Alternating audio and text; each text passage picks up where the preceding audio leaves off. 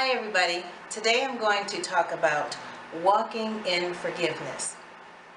I'll start by reading a scripture from St. Matthew, chapter 19, verse 14.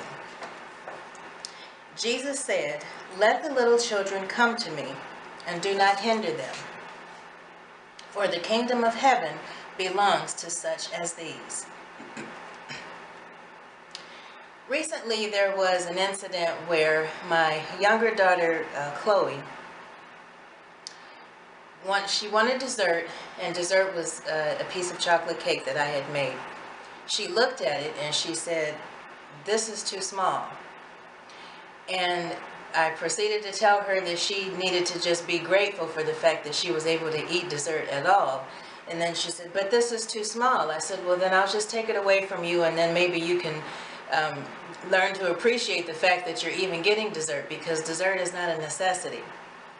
And in the process of me taking the cake away from her, she realized that I was serious, and she started grabbing for the saucer, and she said, "No!" And next thing you know, there's like cake all over the table, there's crumbs all over the place, and it was a big mess.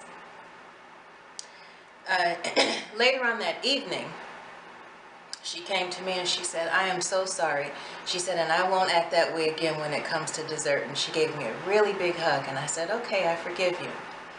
And no sooner than that situation had happened, as far as her asking me for forgiveness, she left my face and she started playing around and acting as if nothing had ever happened. And that just showed me that that's the way that we're supposed to be, because that's the way God is towards us. There's another scripture I'm going to read that's in Psalm chapter 86, verse 5. And that says, "You are forgiving and good, O Lord, abounding in love to all who call to you." The situation that happened with the chocolate cake was a mess that I had to clean up.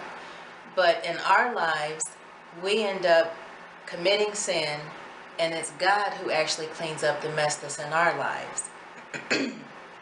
Excuse me. And as people that are of an age of accountability, number one, we should learn to forgive people whether they ask us or not.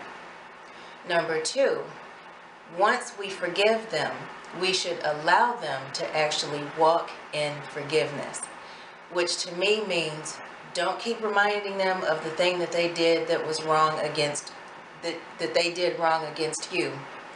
And don't treat them as if you have not forgiven them by bringing it up, or just treating them differently, or holding a grudge. That's not the way that we are supposed to be. And that's not the way God is towards us, and that's not the way that we should be towards other people.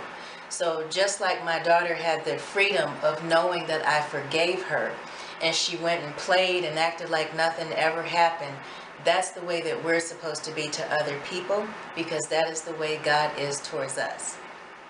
And I know that most of the time I end my Take a Sip episodes with an encouraging scripture. If you still need the encouragement, reread Psalm chapter 86, verse 5. But this time I want to actually end with a challenge.